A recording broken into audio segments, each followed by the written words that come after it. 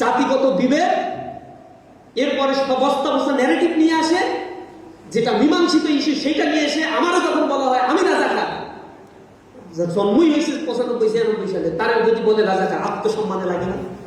আমি আমার দেশকে ভালোবাসি, দুর্নীতি করি না, মাদকাসক্ত না, অন্যায় করি না, দেশের জন্য জীবন দিতে প্রস্তুত থাকি, বিদেশে পালায় চলে যাই না ভয়তে, জেল খাটি, এরপরে আমারও যদি বলে রাজাকার, আলবদর, আসাম, কেমনটা লাগে বলে? জাতিগত বিভেদ তৈরি করে রাখছে। আমরা বলছি এই বিভেদ দিয়ে একটা জাতি কোনোদিন আগাতে পারে না। আমরা যখন দলাদলি করছি, বিশ্ব তখন এগিয়ে যাচ্ছে। কবি নজরুল বলেছে, বিশ্ব যখন এগিয়ে চলছে, আমরা তখন পিছে নারী তালাকের ফতোয়া দিচ্ছি কোরআন হাদিস চষে। একে অপরের পেছনে কিভাবে লাগা যায়, কারেন্ট আইনে আনা যায়, কোন ন্যারেটিভ নিয়ে আসা যায়, কিছু হইলেই একটা স্তম্ভ করে জুতা পিটানো শুরু করে দিলাম। কেন ভাই, জুতা পিটানোর সাথে ড্রোন আবিষ্কার করার জন্য ক্লাব তৈরি করো না কেন? দেখা দাও পৃথিবীতে যে আমরা এরকম পারি। যুব শ্রেণী আড্ডাবাজি, মব এইসব ক্রিয়েট না করে আমাদের উচিত হবে, হ্যাঁ, অন্যায়ের বিরুদ্ধে তো দাঁড়াতেই হবে, এর ব্যাপারে কোনো ছাড় নাই, কিন্তু সবসময়ের জন্য না। ইউনিভার্সিটিগুলো ইউনিক আইডিয়া নিয়ে দাঁড়িয়ে যায়, নতুন নতুন আবিষ্কার করবে, নিজেদেরকে অনবদ্যভাবে জাতির সামনে উপস্থাপন করবে। সরকারেরও লায়াবিলিটিস আছে, পেট্রোল তো করতে হবে, পেট্রোল না করলে তো বুয়েটের 60% স্টুডেন্ট বিদেশে চলে যার জীবনে নাকি ফেরে না। ঢাকা ইউনিভার্সিটিতে সব লাইন ধরছে বিদেশে যাওয়ার জন্য, আর ফিরে আসে না, মেধা ব্রেন ড্রেইন হয়ে যাচ্ছে। সরকারের এই ব্যাপারে কোনো ধরনের চিন্তা নাই। বড় বড় হাইটেক ইন্ডাস্ট্রি করে দিয়ে তাদের কর্মসংস্থান সৃষ্টি করা দরকার ছিল। হাইটেক ইন্ডাস্ট্রিগুলোর সিলিং তৈরি করে দিয়ে কটেজ ইন্ডাস্ট্রি করা দরকার ছিল। ইউনিভার্সিটির ছাত্রদেরকে ট্রেনিং আপ করে তার সার্টিফিকেট জমা নিয়ে তাদের 50 লাখ টাকা করে বিনিয়োগ করা দরকার ছিল, যে এই সার্টিফিকেটের এগেইনস্টে 50 লাখ টাকা করে দিলাম, এই ট্রেনিং দিয়ে দিলাম, এবার বিজনেসে নামো, তোমার বিজনেসে কেউ চাঁদাবাজি করতে আসলে ঠ্যাং ভেঙে দেবো সরকার সহ। কিন্তু জান, একটা বিজনেস করতে 2 কোটি টাকা না দিলে ব্যবসায়ী নাকি চালানো যাবে না, বাপ দাদার সম্পত্তি। 2 কোটি টাকা দিয়ে ভিক্ষা করা ভালো, ভিক্ষুকের চাইতে এরা নিকৃষ্ট যারা চাঁদাবাজি করে। বাবা মা এদেরকে জন্ম দেওয়ার কারণে এরা লজ্জিত। বাবা মা মানুষ করবে ব্যবসা, এরা করবে চাঁদাবাজি, পেশি শক্তি খাটাবে, মাদক গ্রহণ করবে, ত্রাস সৃষ্টি করবে। এর বিরুদ্ধে কথা বলবো তো আমরা ভালো না, আমরা রাজাকার, আমরা আলবদর। আমরা বলছি আমরা ভালো না, তোমরা ভালো নিয়ে থাকো, আমরা এই কথা বলবো, তাতে আমাদের যা বলো বলো। এরা বলছে তোমরা গুপ্ত, তাই ঠিক আছে বলো গুপ্ত, তা কি হবে? কিছু যায় না, কিছু আসেও না শিবিরে। এর চাইতেও কঠিন কঠিন শব্দ ব্যবহার করছে শিবিরে, কিচ্ছুই হয় না শিবিরে। বরং ছাত্ররা আরো ওয়েলকাম করছে, ক্যাম্পাসগুলোতে আমাদের বলছে ওয়েলকাম, গুপ্ত থাকাই ভালো। তাই গুপ্ত যদি ভালো হয় তো গুপ্তই ভালো। তো গুপ্ত থেকে এত বড় একটা নবীনবরণ করছে, তো যারা সুপ্ত আছে তারা কি নবীনবরণ দিছে? দিলে যায়, সব জায়গায় যাবে, সব জায়গায় যাই। ইউনিভার্সিটি মানে হচ্ছে সব জায়গায় যাবে। আমরা বলবো যে কাটা সরাসরি বাদ দেন, নেতার পেছনে দৌড়াদৌড়ি করা বাদ দিয়ে লেখাপড়া করতে হবে, নিজেকে গড়ে তুলতে হবে, জাতির সামনে উপস্থাপন করতে হবে, যাতে আমরা সমাজকে নেতৃত্ব দিতে পারি। আমরা হব ভোর বিহানে পাখির কলরব, জাগিয়ে দেবো ঘুমিয়ে থাকা মানুষগুলো সব। প্রত্যেকটা মানুষের কর্ণকুহরে আমরা আওয়াজ তুলি। আমাদের শিক্ষা ব্যবস্থা আমাদেরকে তৈরি করেনি, তাতে উষ্ণ প্রকাশ করবেন না। এটা আমাদের শিক্ষক যারা রয়েছে, কর্মদার যারা রয়েছে, পলিসি মেকার যারা রয়েছে, এটা তাদের ব্যর্থতা এবং দৈন্যতা। এই প্রজন্ম তাদের এই দৈন্যতা এবং ব্যর্থতার দায়ভার কাঁধে তুলে নেবে না। তারা নিজেদেরকে গড়ে তুলবে। ইউনিভার্সিটিতে পড়েন, ফার্স্ট ইয়ার থেকে গড়ে তুলেন নিজেকে, নিজের ক্যারিয়ারের ট্র্যাক আইডেন্টিফাই করেন, প্রচুর নেটওয়ার্কিং ডেভেলপ করেন। ফার্স্ট ইয়ারে একটা প্রবলেম হয়, মনে করে যে আমি শীত পাইলাম আরেকজনকে দেব, ক্লাসে আমি করছি আরেকজন কিছু চাইলে তার সহযোগিতা করবো না। কিন্তু স্কুল কলেজের এই চিপ মেন্টালিটি, ইউনিভার্সিটি এরকম চিপ মেন্টালিটি জায়গা না। 3.8 সবাই পান, কি যায়?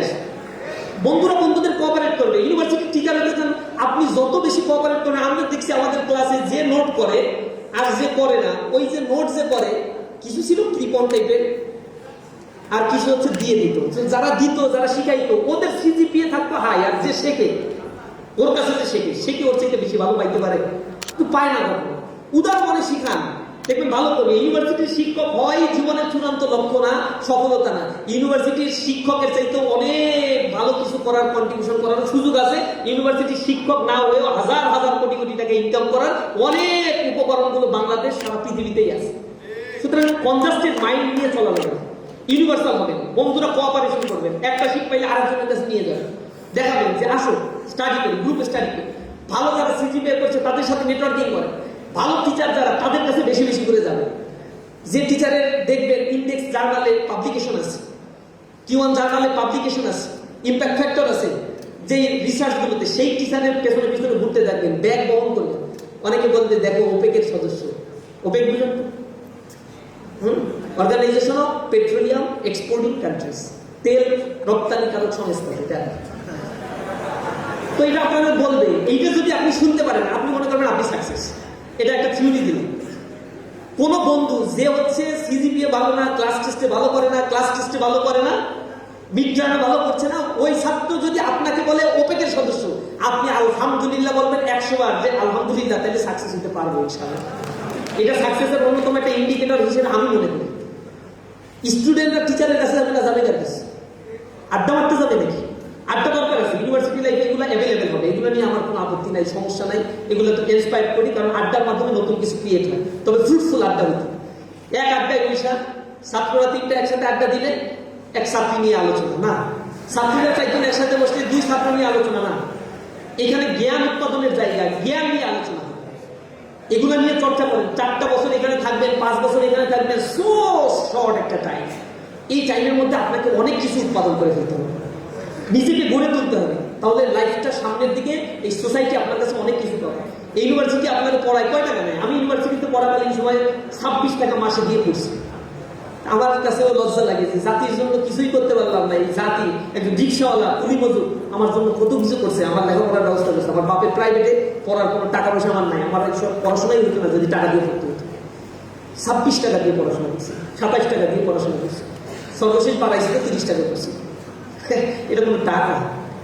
হলে খেয়েছি, সকালে ডাল ফ্রি, ভাত ফ্রি, তরকারি দিয়ে খেতে হয়। কোনোদিন টাকা নাই তো ডাল ভাত খেয়ে জীবন চলে গেছে। ফ্রি ভর্তুকি দিচ্ছে ইউনিভার্সিটি। 15 টাকা দিয়ে ঢাকা বিশ্ববিদ্যালয়ে সকালের নাস্তা, দুপুরের খাবার হয়ে যাচ্ছে ডাকসহ। এগুলো তো ইনভেস্টমেন্ট। ইনভেস্টমেন্ট করে কারা? ইনডিরেক্ট ট্যাক্সের টাকা দিয়ে। এনবিআর এর আয়ের একটা হচ্ছে, সর্ববৃহৎ আয় হচ্ছে indirect tax, value added tax. ওই ট্যাক্স আপনি, আমি, কুলি মজুর, দিন মজুর, রিক্সাওয়ালা সবাই দেয়। আর এইটাই বাংলাদেশের সর্ববৃহৎ আয়। আর বড় লোক যারা ট্যাক্স দেওয়ার কথা, এরা এত সুন্দর করে ফাঁকি দেয়। আর মানুষের মস্তিষ্ক তো ভালো না, সবসময় ফাঁকি বুঝে। বাংলাদেশের ট্যাক্স দেওয়ার জন্য উপযোগী যাদের টিন লাইসেন্স আছে তাদের মধ্যে 25% ট্যাক্স দেয়, 75% দেয় না। আর যা 25% দেয় তাও পারফেক্টলি দেয় না। এইটা হচ্ছে আমার ইনকাম ট্যাক্সের আয় সরকারের। আর যা হচ্ছে আমার এই প্রতিষ্ঠানগুলো, ইউনিভার্সিটিগুলো চলে, সব লোয়ার ক্লাস মানুষের জোরপূর্বক 15% ট্যাক্সের টাকা দেয়। সুতরাং আপনার লায়াবিলিটিটা আপনি ধারণ করার জন্য চেষ্টা করবেন। এই ইউনিভার্সিটি আপনাকে অনেক কিছু দিচ্ছে, অনেক কিছু দিচ্ছে। অনেক সস্তা ইউনিভার্সিটির বিল্ডিংগুলোতে আপনার থাকার সুযোগ করে দেওয়া হচ্ছে, লেখাপড়ার সুযোগ দিচ্ছে। এক একটা টিচারের লক্ষ লক্ষ টাকা বেতন আপনাকে পে করতে হচ্ছে না সেই টাকাগুলো। এসিতে চলছে, কত ফ্যাসিলিটিস পাচ্ছে। এই জনগণকে জীবনেও বলবো না, জনগণের ঘাড়ে ঘাড় মটকাবো না, তাদের ঘাড়ের উপরে খরচ হয়ে চাপবো না। এই ওয়াদাটা করতে পারবেন? মানুষ হবে। একটা কবিতা আপনারা পড়ছেন না, আমাদের দেশে হবে? কার লেখা? কুসুম কুমারী দাসের। আমাদের দেশে হবে সেই ছেলে করে, ছেলের জায়গায় এটা মেয়েও ধরে নিতে পারবে। উনি হচ্ছে অর্নামেন্টাল বলছে এটা। কথায় না বড় হয়ে, মুখে হাসি, বুকে বল, তেজে ভরা মন, মানুষ হইতে হবে এই জায়গা। মানুষ নাই তো আমাদের দেশে। আচ্ছা, জনসংখ্যা সংখ্যাতাত্ত্বিক বিষয়, অনুমিতি, এটা বাড়তেই থাকে। কিন্তু মানুষের ভিতরে তো মনুষ্যত্ব এবং মানবিকতা থাকবে। সে যখন এডুকেশন গ্রহণ করবে তার ভিতরে harmonious development of body, mind and soul. এটা হচ্ছে কম্বাইন্ড অফ এডুকেশন। এই এডুকেশনের কম্বিনেশন যখন থাকে না তখন সে মানুষ হইতে পারে না, সে অমানুষে পরিণত। আর এই অমানুষ, অশব্দটা ব্যবহার করা হয় শুধু মানুষের ক্ষেত্রে। অগরু, অছাগল, অভেড়া, এদের ক্ষেত্রে অবানর, এগুলো ব্যবহার করা হয়। তাদের যা করার তারা তাই করে, কিন্তু মানুষের যা করার সেইটা করতে পারে না বিধায় তার জন্য এই নেগেটিভ বিশেষণটা ব্যবহার করে। আমরা যেন মানুষের মতো মানুষ হতে পারি, এই বনটার মতো। মানুষের কোনোদিন ক্ষতি করবো না, উপকার করবো। জীবনে কোনো জায়গায় দায়িত্ব পেলে হারাম খাবো না। হারাম ভক্ষণ করলে, যে ঘরে বিয়ে করবো, সন্তান হলে মানুষ হবে না। হারাম টাকায় মানুষ হয় না, কোনো হজও কবুল হয় না, রোজাও কবুল হয় না, নামাজও কবুল হয় না।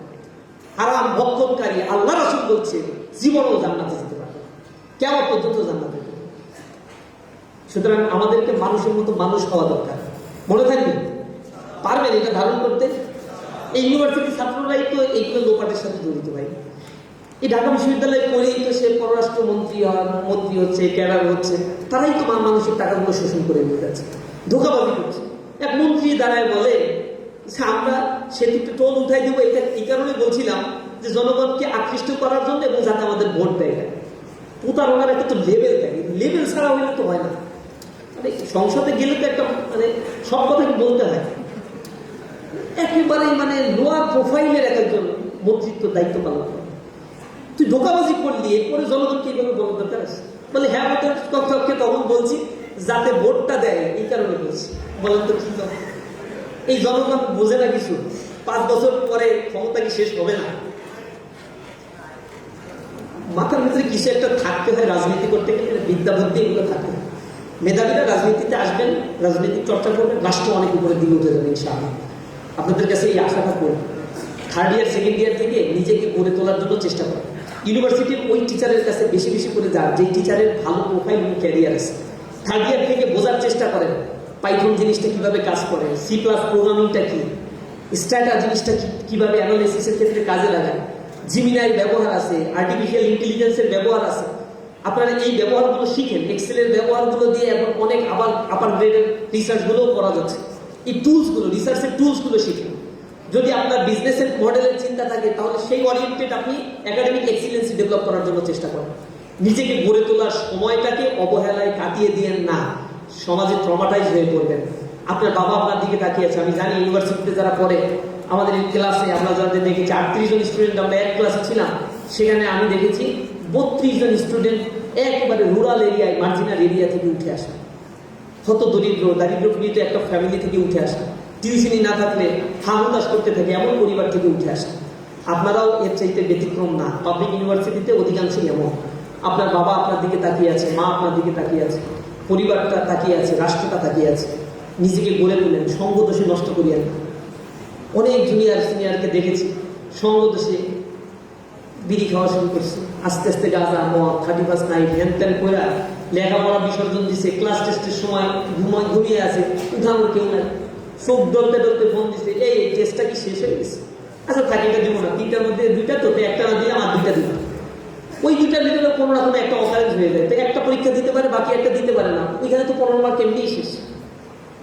এরপরে বাকি 15 মার্কের ভিতরে পায় 5।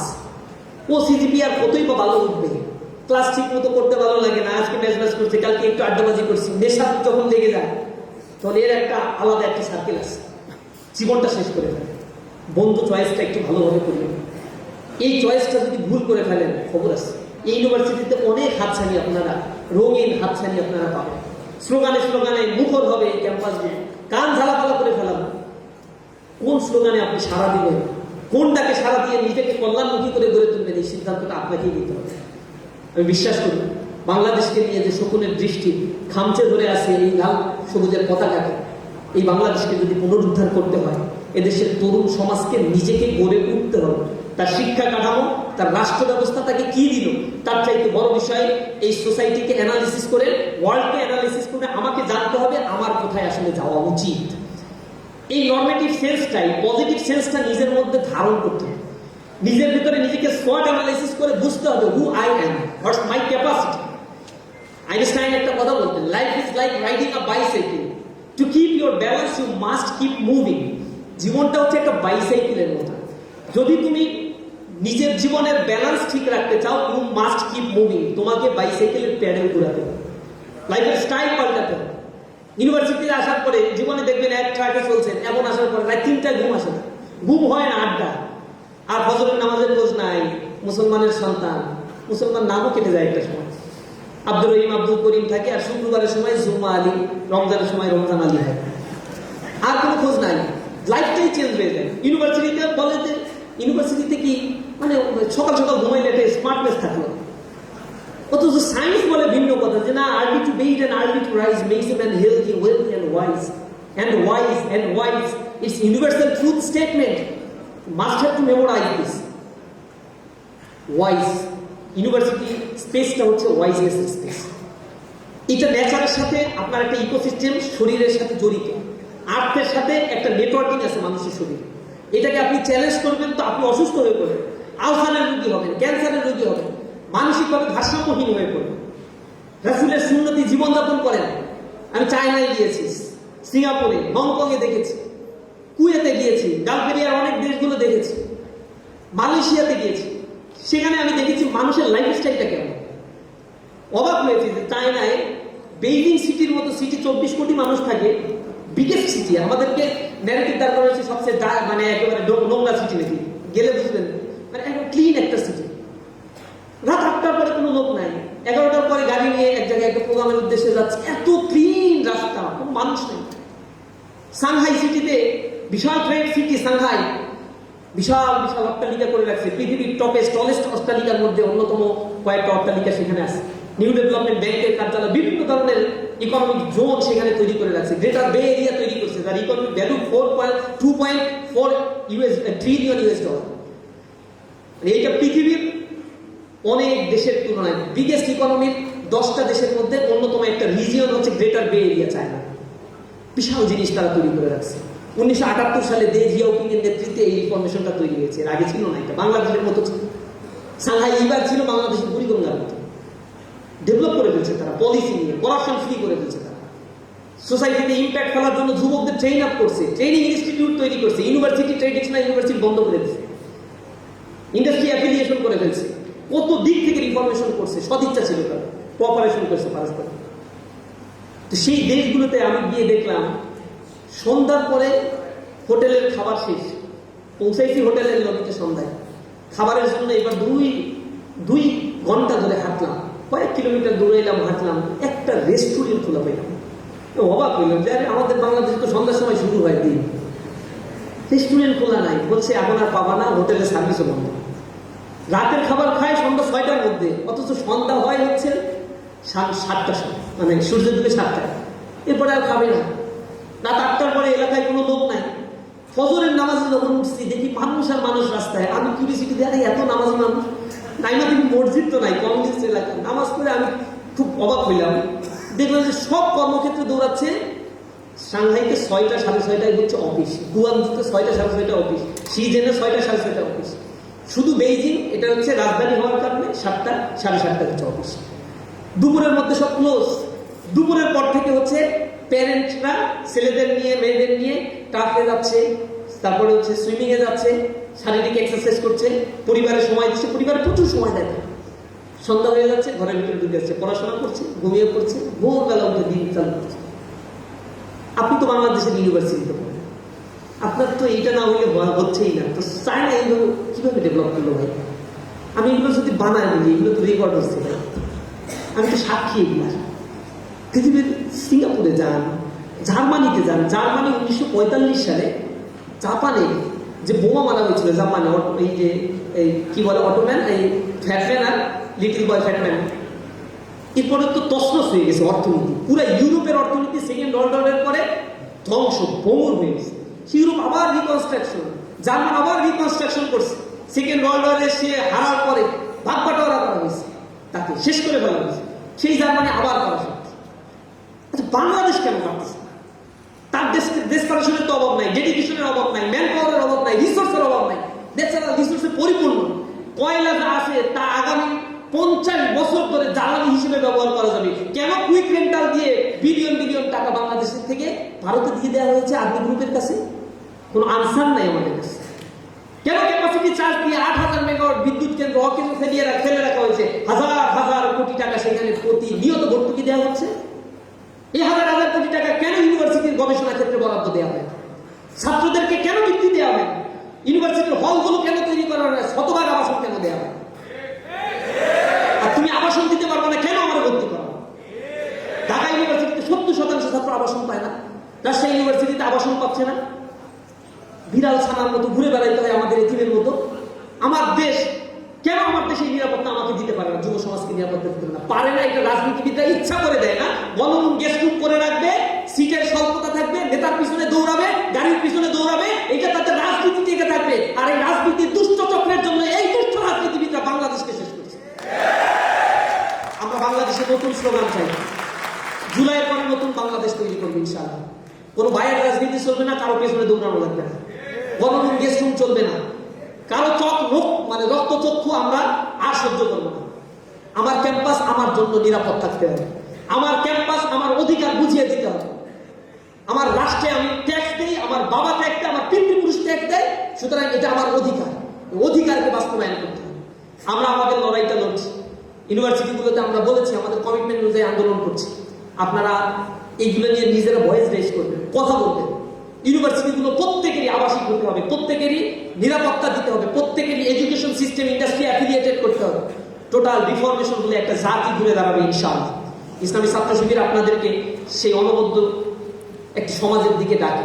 আমাদের সব আয়োজন আপনাদের জন্য, career guideline program, counselling program, higher স্টাডির জন্য আমাদের নানা ধরনের আয়োজন, আইএলটিএস এর কোর্স করানো, আমরা সফট স্কিল হার্ড স্কিল ডেভেলপমেন্টের জন্য এলএমএস সফটওয়্যার ডেভেলপ করা হয়েছে আমাদের। পৃথিবীর যে দেশে পড়াশোনা করতে যান না কেন, আল্লাহর রহমতে সারা পৃথিবীর সব দেশে ইসলামী ছাত্র শিবিরের ভাইরা আছে আপনাদের ওয়েলকাম করার জন্য।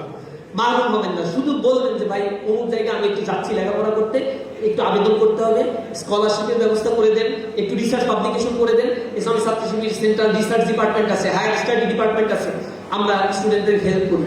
দেশে চাকরি করার জন্য বেসরকারি প্রতিষ্ঠান, মাল্টিন্যাশনাল প্রতিষ্ঠানে চাকরি করার জন্য আমাদের আয়োজন রয়েছে। আমরা নানা ধরনের কার্যক্রম, সফট স্কিল কার্যক্রম ডেভেলপমেন্টের জন্য কাজ করছি। আপনারা আমাদের কাছে আসলে সেবাগুলো নেবেন, এবং ছাত্র শিবির করতে হবে এটা ম্যান্ডেটরি না। সেবা নেওয়ার ক্ষেত্রে আমাদের উদার নৈতিকতা আছে, উদার মনা আছে। আমরা যে আসে তাদের জন্য আমরা প্রিপেয়ার, কারণ আমরা এই দেশকে গড়ে তুলতে চাই, জাতিকে গড়ে তুলতে চাই। জ্ঞানের আলোয় প্রতি স্বপ্নের দ্বার, আগামী দিন শুধু সম্ভাবনা। সকলকে অনেক ধন্যবাদ। আসসালামু আলাইকুম।